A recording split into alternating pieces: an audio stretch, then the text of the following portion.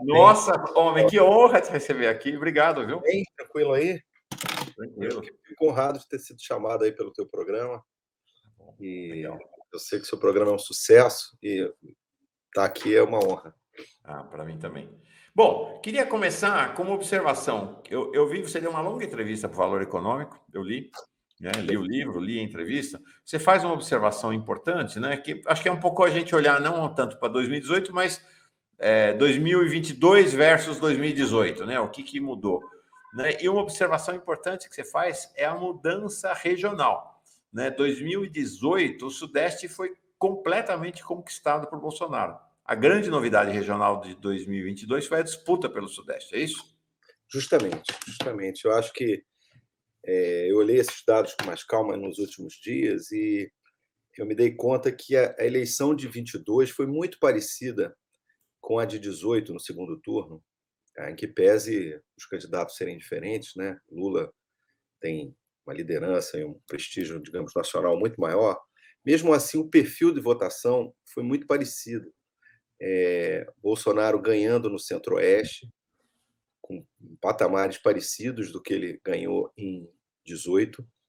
A mesma coisa no Sul, não mudou muito a eleição no Sul. O Norte também repetiu mais ou menos o padrão, salvo que o Lula foi um pouco melhor nas grandes cidades do Norte. O Nordeste, curiosamente, o Lula teve votação idêntica à do Haddad. Para ser justo com os fatos, ele teve uma votação percentual um pouquinho menor do que o Haddad. Né? Surpresa. Surpresa, né? Enfim, tem uma série de mudanças aí nesses últimos 4 anos que devem ter afetado isso. Mas acho que a grande novidade foi o que aconteceu no Sudeste. Porque em 18, Bolsonaro tirou a diferença que o PT abriu no Nordeste em 3 estados. Bastava 3 estados para ele ser vitorioso. O que ele ganhou de voto no Rio, São Paulo e Minas, em 18, já bastava para ele anular a vantagem do PT no Nordeste. E ele ganhou no Sul, enfim, ganhou no Centro-Oeste, isso deu a ele uma vantagem forte. Né?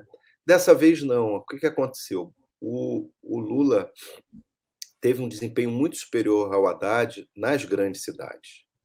Então, quando a gente abre os votos das cidades da região Sudeste, a gente vê que o grande salto do Lula foi nas grandes cidades. Esse salto, ele praticamente, para ser justo, é o seguinte: Bolsonaro ganhou em todas as faixas que eu segmentei as cidades do Brasil, até 20 mil, de 20 a 50, de 50 a 150, até 500 e mais de 500.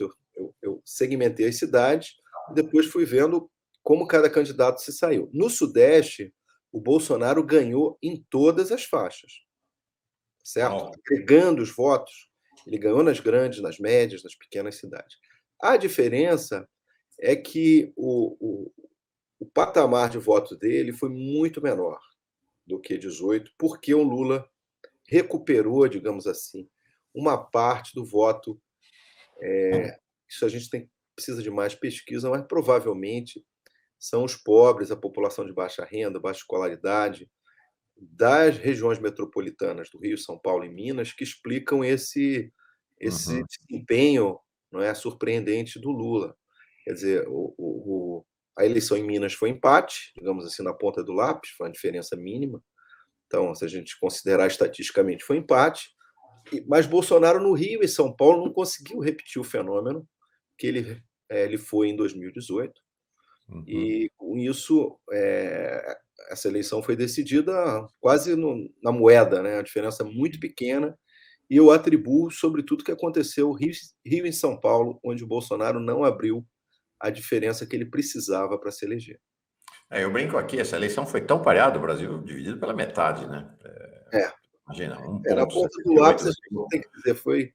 Eu brinco aqui, se a Polícia Rodoviária Federal tivesse sido um pouco mais competente, ou se tivesse um surto de gripe no Nordeste naquele fim de semana, o Lula tinha perdido a eleição, né? Foi uma eleição que são aquelas partidas de futebol que depois a gente fica revendo e sabe que o time ganhou no detalhe, né? 1-0, assim, mas podia ter sido por outro lado também. Acho que é bom a gente entender isso, que foi uma vitória política contundente, importantíssima, da oposição, capitaneada pelo ex-presidente Lula, mas o outro lado também saiu muito forte, né? Saiu muito poderoso em termos de votação, em perfil de votação.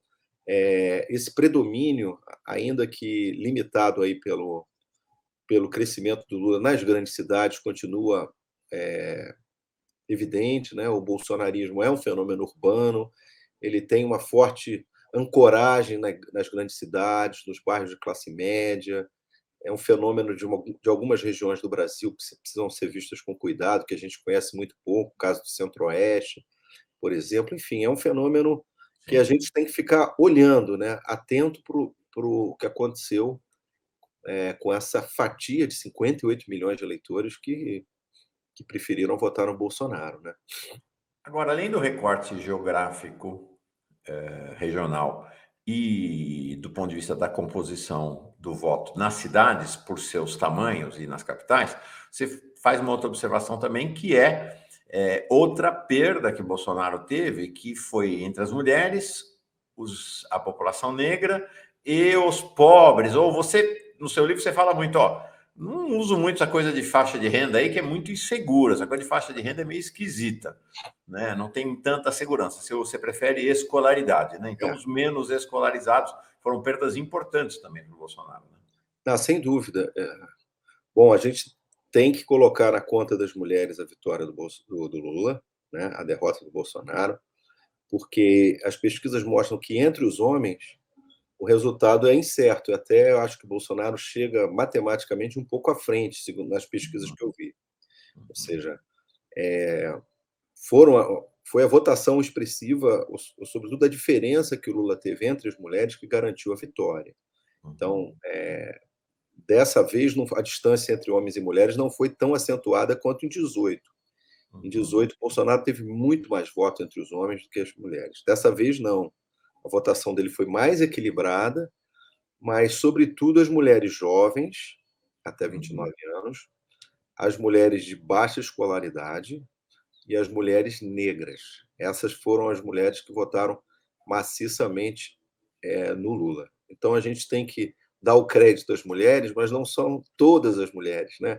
Tem segmentos em que, digamos assim, a votação que o Lula recebeu foi muito expressiva, esses que eu acabei de citar, né? Não, essa é a questão das categorias, né? Você constrói a categoria e a hora que você constrói a categoria, você revela algo, mas esconde também algo, né? Então, Claro. é complexo esse processo.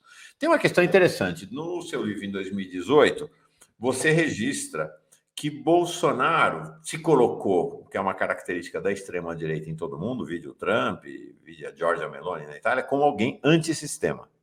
E ele foi extremamente favorecido por, apesar de ser alguém do sistema, né, ser parlamentar há 30 anos, ele era um desconhecido.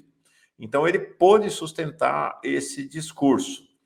Isso foi alavancado ainda mais pela facada. A facada foi fundamental. O próprio Bolsonaro, quando levou a facada, estava lá no hospital, falou: ganhamos a eleição, porque ele pôde alimentar o mito, vamos dizer assim, sem se expor. Não precisou participar de debate, nem nada. O cenário agora foi completamente diferente. Ele era totalmente tão conhecido quanto o Lula, se expôs durante 4 anos, então as condições da eleição foram diferentes. E o que a gente assistiu, não sei qual é a interpretação, meu olhar é assim: a campanha inteira foi uma luta no interior da campanha do Bolsonaro entre aqueles aparentemente liderados pelo Carlos Bolsonaro e acho que pelo próprio Bolsonaro, que queriam manter o discurso do antissistema, e outra parte, que são a gestão do marketing eleitoral, que não dá mais, tem que ser outro discurso, tem que ser um discurso mais moderado, mais amplo. Me parece que ele caminhou a campanha inteira com esse dilema, vamos dizer assim, em relação ao posicionamento dele, né?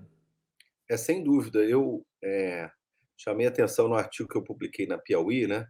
Que, para o que eu me dei conta, assim, que o Bolsonaro, ele, em 18, como você acentuou, ele era um candidato antissistêmico. Ele era um outsider, como a gente costuma chamar, né? Um cavaleiro solitário que não teve dinheiro. De fato, a gente sabe que a campanha dele custou muito pouco, ainda que tenha Caixa 2, coisas do gênero. Foi uma campanha de custo para deputado, até porque ele ficou no hospital, não tinha tempo de TV. Ele só teve 20 segundos no horário eleitoral, ou seja, não dá nem para falar praticamente 2, 3 frases. Ele não organizou porque não tinha estrutura nos estados e não era bem visto pela elite política tradicional, que desconfiava dele, tanto que apoiou o Alckmin, né, no primeiro turno. Então, ele foi eleito quase solitariamente, claro que não foi solitariamente, mas com uma estrutura muito mambembe. 4 anos depois, o que a gente observa é que ele concorre por um grande partido, quer dizer, médio, mas no cenário brasileiro é um partido importante, o PL, que já tinha uma bancada razoável, ele, com a migração dos políticos que seguiram Bolsonaro, ele já saiu ali com cerca de 50 deputados antes da eleição. Ele teve tempo de televisão bem razoável, propaganda em rádio e televisão, e ele teve dinheiro do fundo partidário também, fora as doações de pessoas físicas para a campanha dele. Então, foi uma estrutura de campanha muito diferente, não é? E, além disso, ele manteve a estrutura profissional e meio amadora também, meio espontânea, das redes sociais, né, com esses grupos que vão sendo criados de apoiadores a ele, e fez uma campanha que eu acho que você tem razão, ela ficou entre manter um discurso para as bases bolsonaristas e um candidato, um presidente que tinham que mostrar, segundo a perspectiva do marqueteiro, né, de quem estava no governo, e devia predominar. Eu acho que, do ponto de vista da vitória, a gente não sabe ainda que grupo, talvez alguém que conte melhor essa história para nós, depois, jornalistas, como é que isso foi equacionado. A minha visão, eu olhei alguns programas de televisão, vi, claro, os debates, as entrevistas. Eu acho que o Bolsonaro veio mais contido do que em 18 no seu discurso. Não é que ele tenha se moderado, ele veio mais contido. Eu acho que mais contido que gostaria, mas veio enfatizando um pouco o governo, contrastando o governo dele com o governo do Lula, e aproveitou a propaganda negativa para ser feita no horário eleitoral. Tanto que o horário eleitoral, tanto do PT quanto do PL, repetiu o modelo. Né? Tinha uma parte violenta contra o outro, como se fosse uma propaganda autônoma, depois começava uma propaganda mais leve, mais clara, menos agressiva, propositiva. Tanto o Lula foi assim, quanto o Bolsonaro também. Mas o que as pesquisas mostram é que a propaganda negativa do Bolsonaro parece ter sido mais eficiente. Ele cresceu muito no final da campanha, e a pesquisa da Quest mostra isso. No começo da campanha, as pessoas diziam que votavam no Bolsonaro basicamente por conta das virtudes dele, e pouca gente para deixar o PT, para evitar que o PT voltasse. E na segunda, e no final da campanha, estava dando mais da metade do eleitorado bolsonarista dizia que votava nele para o PT não voltar. Ou seja, a campanha contra o PT, a campanha negativa anti-PT, anti-esquerda, anti-Lula, colou. Eu acho que o que faltou ao Bolsonaro foi uma campanha positiva para ele, para o governo dele. Ele foi muito ineficiente em falar do governo, mas foi eficiente em aumentar a rejeição ao Lula, né? Ideia da volta do Lula. Menos ao Lula, porque a rejeição do Lula continuou tão alta quanto entrou, não mudou muito. Mas a ideia que a gente tem que evitar que o PT volte, que a esquerda volte, que o Lula volte, essa cresceu muito, e isso se deve à boa e eficiente máquina de campanha bolsonarista. Né? Interessante. Eu olho para o governo Bolsonaro e vejo parecenças, semelhanças com o que foi lá atrás o governo Collor, que, assim como o Bolsonaro, lançou-se na disputa eleitoral como alguém contra o sistema.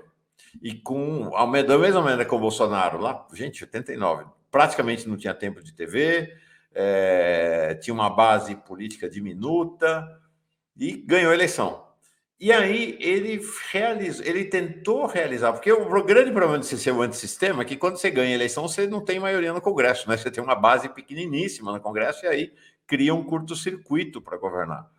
O Collor foi muito mais inábil que o Bolsonaro, incrível, mas foi.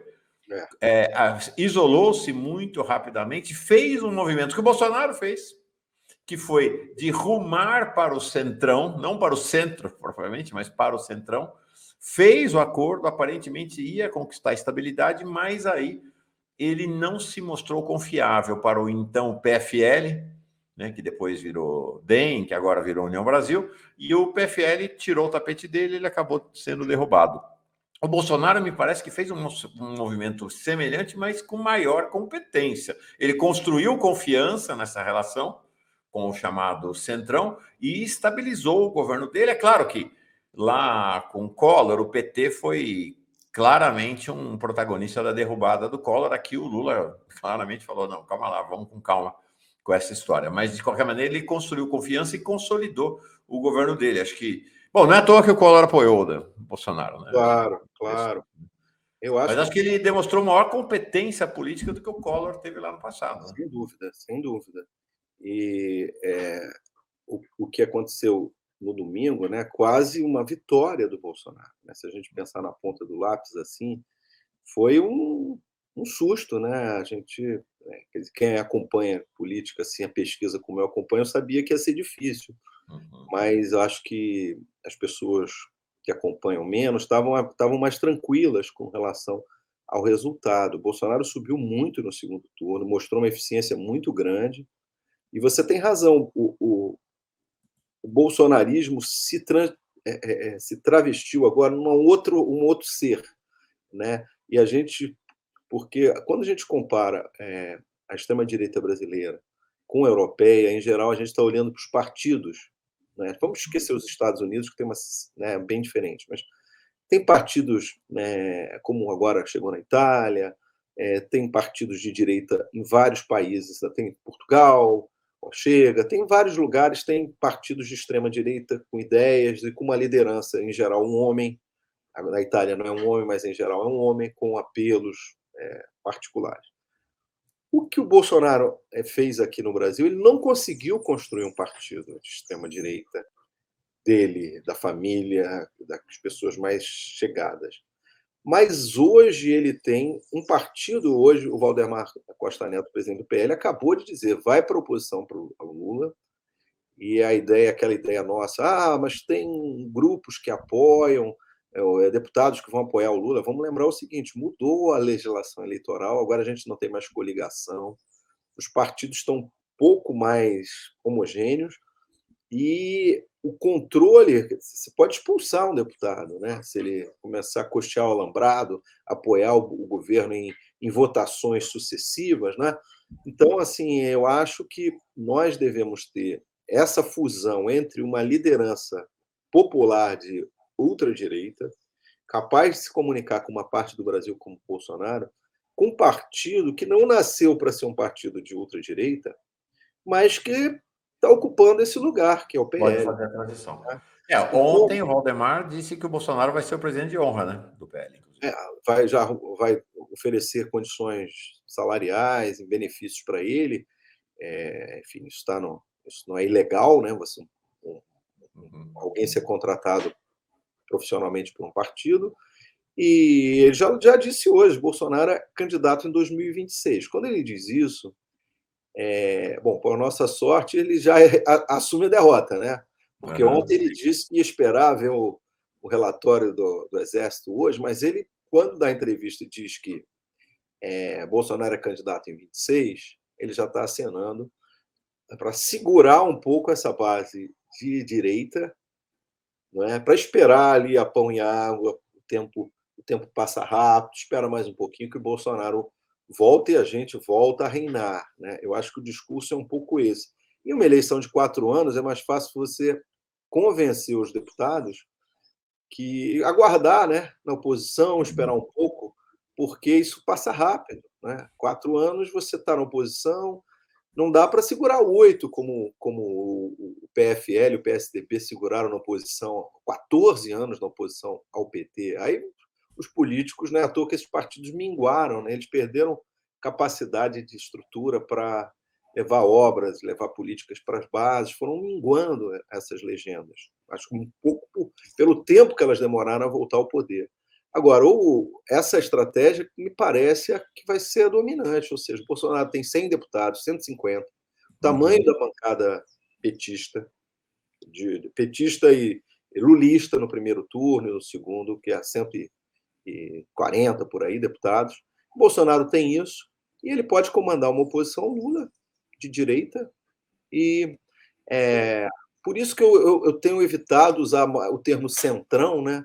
Porque eu acho que ele já não dá mais conta do que está acontecendo no Brasil. Verdade. Houve uma ideologização de uma parte do centrão. Eu acho que A a gente questão tem não é só vivido. grana mais, né? Não é só grana mais. Tem uma direita que a gente viu. O Lula tinha passagem com certos segmentos. Por exemplo, Valdemar da Costa Neto foi da Pois é. base petista. Hoje ele tem um ranço, para usar um termo que está na moda, né? Uma antipatia, uma coisa atávica contra o PT. Quer dizer, ele se coloca. Eu acho que isso tem a ver com a natureza da política, né? A política é conflito.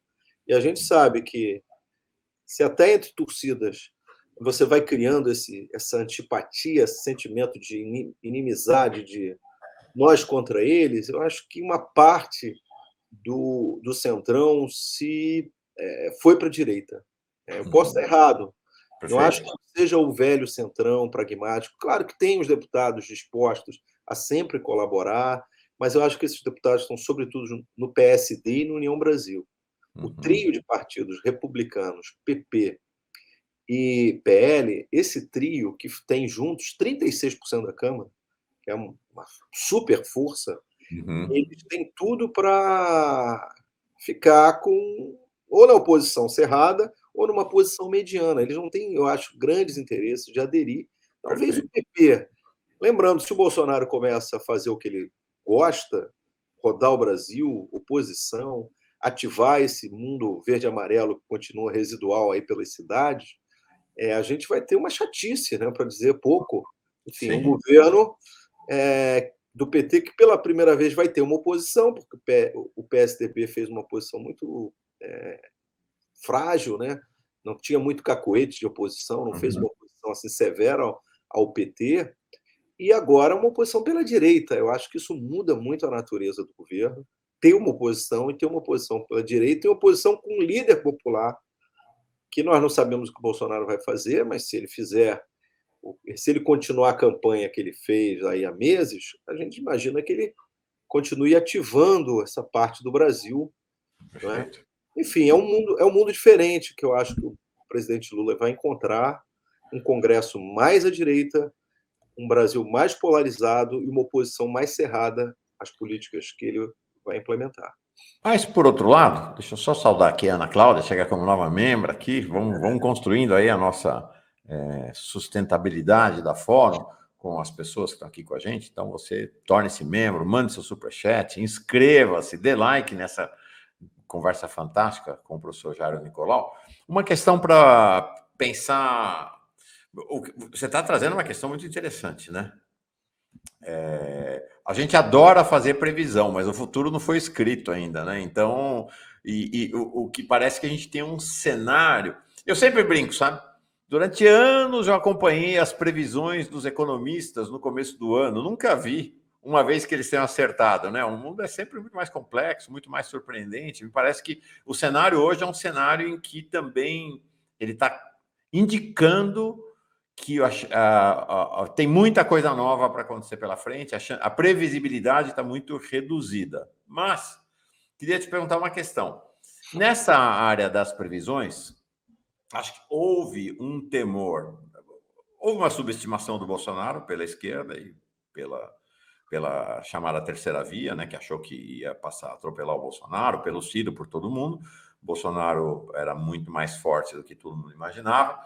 Mas aí teve a surpresa do primeiro turno, relativa surpresa do segundo, o pessoal já estava gato escaldado, já estava ali meio com medo de água fria, mas havia também uma expectativa de um terceiro turno avassalador, né? Que Bolsonaro ia para o golpe, que foram para as ruas, né? A gente viu o que a gente viu, mas me parece que com uma força menor do que, de certa maneira, se previa do que seria esse terceiro turno. O que lhe parece? Eu concordo plenamente, Mauro. Eu confio muito nas instituições representativas, nas instituições eleitorais do Brasil. Não só porque eu estudo isso, como eu admiro a forma que o Brasil foi encontrando, né, um país com essa dimensão territorial, de equacionar os seus desafios de tornar o sistema representativo,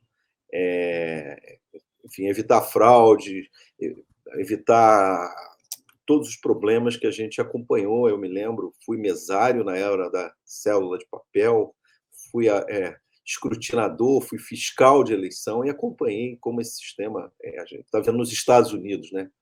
Assim, para quem não conheceu, o Brasil há 20 anos atrás é o que os Estados Unidos em termos. Então, eu confio muito nas instituições eleitorais, acho que o Bolsonaro fez muitas coisas ruins para o país, obviamente, mas uma que particularmente eu acho que ele fez foi deslegitimar o nosso processo de votação, ou pelo menos tentar. Quando acabou o primeiro turno, mais ou menos 1/5 dos brasileiros diziam não confiar na urna eletrônica.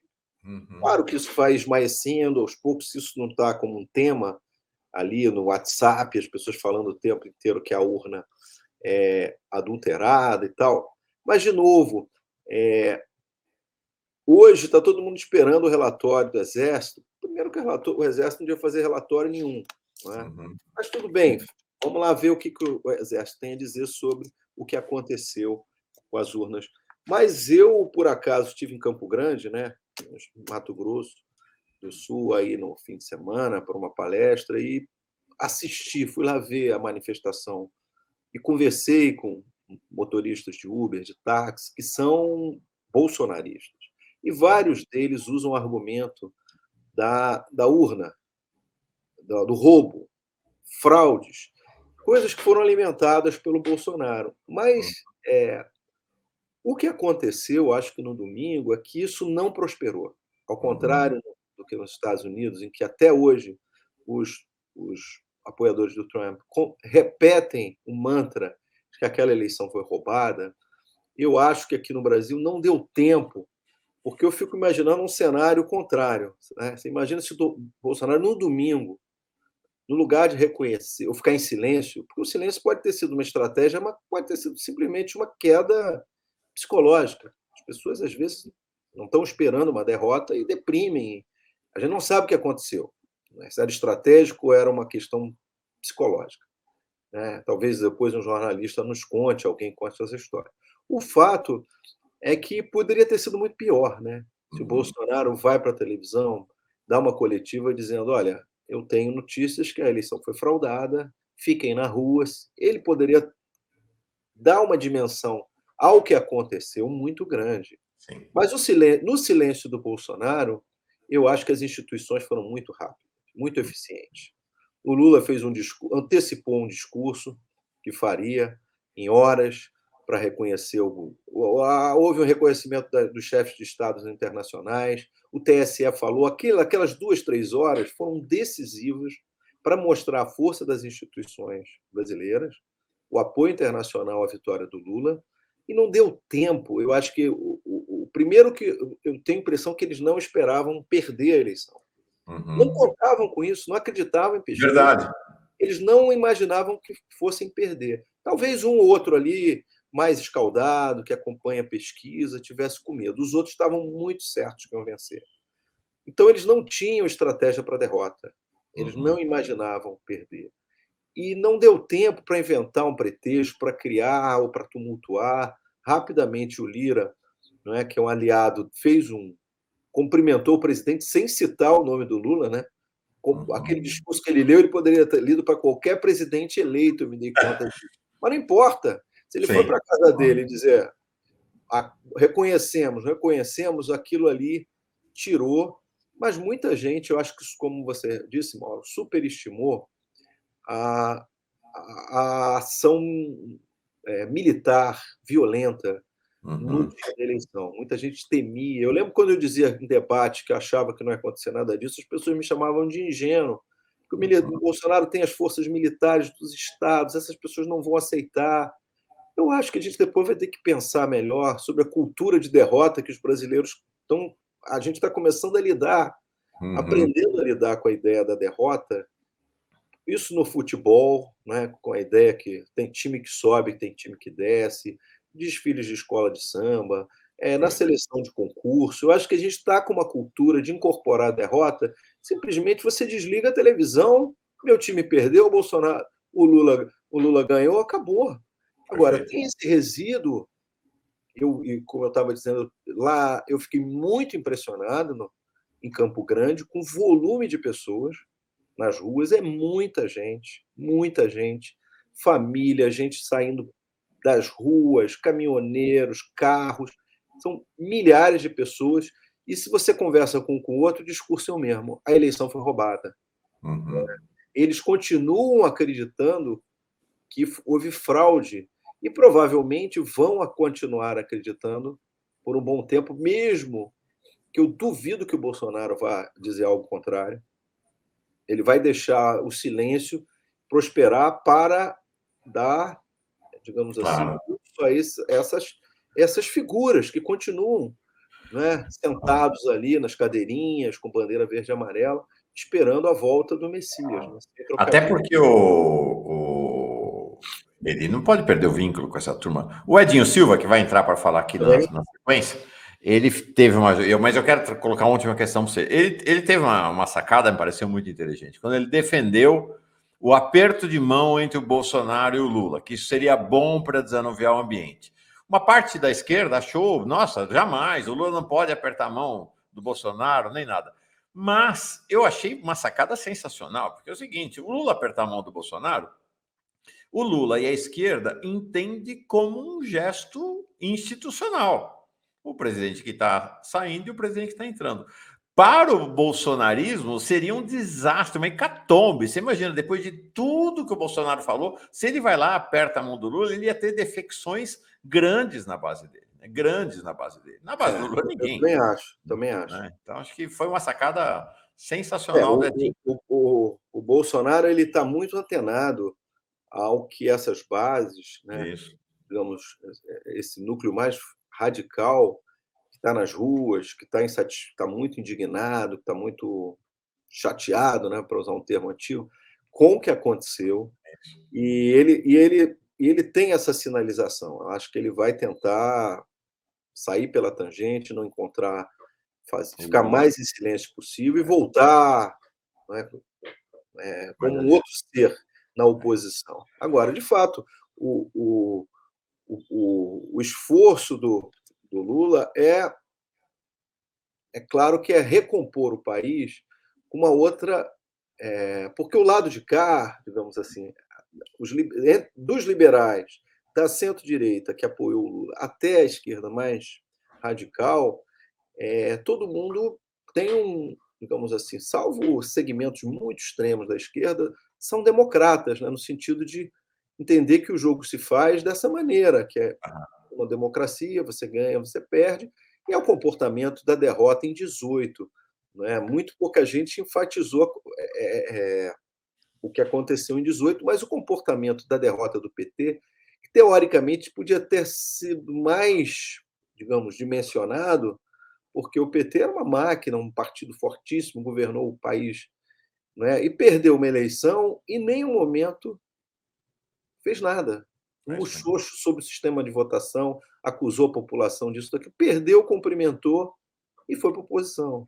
Quer dizer, esse é o espírito do novo governo, que eu acho que vai quebrando, vai restituir um pouco essa ideia do jogo democrático. Sim. A direita democrática vai ficar. O Brasil está mais conservador, tem uma direita orgânica, essa vai ficar. O problema é isolar a direita democrática da extrema-direita antidemocrática. Esse é o desafio. À medida Não, que o jogo for se impondo, talvez isso aconteça. e agora, para encerrar de vez, eu sei que você tem aula e eu quero trazer o Edinho, tá já assistindo a gente. Uma última questão que é a outra surpresa, que é o governo da Frente Ampla. Para mim é uma grande surpresa. Né? Claro que quando o Lula convidou o Alckmin, todo mundo entendeu. Mas vamos olhar para a história do PT. O Lula nomear o Alckmin, que está lá no PSB, mas é um nome histórico do PSDB, como chefe da transição. Ele vai lá e coloca a Simone Tebet, do MDB, como coordenadora do núcleo, que é um núcleo ao qual o PT está vinculado historicamente, que é o núcleo de ação social. É impressionante essa coisa, essa virada e um governo de frente ampla, né? Realmente de frente ampla. Eu acho que o presidente Lula ele foi muito sábio em entender, quer dizer, ele fez um esforço de trazer partidos de centro-direita para a coalizão, não conseguiu, né? O PSD não aderiu formalmente à frente, digamos, partidária, mas ele foi muito sábio, eu acho, em trazer o Alckmin, né, como figura, como CPF, digamos assim, mais do que já que ele não veio com partido, né? Ele veio como figura, e também a sabedoria de entender que entre o primeiro e o segundo turno, né, houve um movimento de setores de centro, setores liberais, que foram muito importantes para a vitória dele. A gente não tem como quantificar isso, o papel da Simone, o que agregou a volta da Marina, figuras que estavam distanciadas em certos estados do PT, esses economistas da Casa das Garças aqui do Rio, né, que são os liberais, do Cruzado, nunca apoiaram o PT, sempre tiveram rusgas ali do conflito PT-PSDB. Esse segmento percebeu a importância da vitória do Lula e o Lula percebeu a importância do apoio que ele recebeu. Ele não foi. E ele entendeu que para governar um Brasil tão polarizado, ele tem que fazer um governo diferente, tem que fazer um governo, você chamou de frente ampla, acho que o espírito é um pouco esse. Mesmo que você não traga partidos, você traz pessoas e segmentos da opinião pública que sinalizem para uma certa moderação ao centro. O Brasil não tem mais centro. O MDB e o PSDB foram muito mal nessas eleições. Então, mas existe um eleitor centrista moderado que não queria nem Bolsonaro nem Lula, estava aí em torno de 20%. Esse eleitor, você tem que mirar nesse segmento. E eu acho que o Lula está fazendo isso com muita sabedoria. Entender que não foi uma vitória do PT exclusivamente, entender que o Brasil tem um desafio muito diferente de 2003, que ele vai encontrar um país economicamente um cenário muito mais desafiador e também politicamente muito mais. A gente passou 4 anos sem saber se a gente ia chegar ao 48º mês do governo ainda numa ordem democrática. E depois, recompor um país nessa perspectiva é um desafio gigantesco. Então, acho que os movimentos são muito sábios em entenderem a natureza da vitória, a natureza dos apoios que ele recebeu e a natureza dos desafios que o Brasil tem pela frente. Tá aqui, ó, recomendo para todo mundo, porque olhar 2022 a partir daqui é muito interessante, muda bastante a perspectiva. Esse livro do professor Jairo Nicolau, realmente, no passado tinha uma palavra que andou na moda anos atrás, que era seminal, né? É um livro aí realmente seminal. Sabe, eu faço o segundo volume aí, rapaz. Pronto, 2022. Jairo, foi uma alegria entrevistar você, muito aprendizado. Vou te convidar mais vezes, se você tá bem. Não sei se eu vou ter o que dizer, mas o convite sempre é uma alegria. Obrigado, viu, Mauro? Bom dia para vocês aí.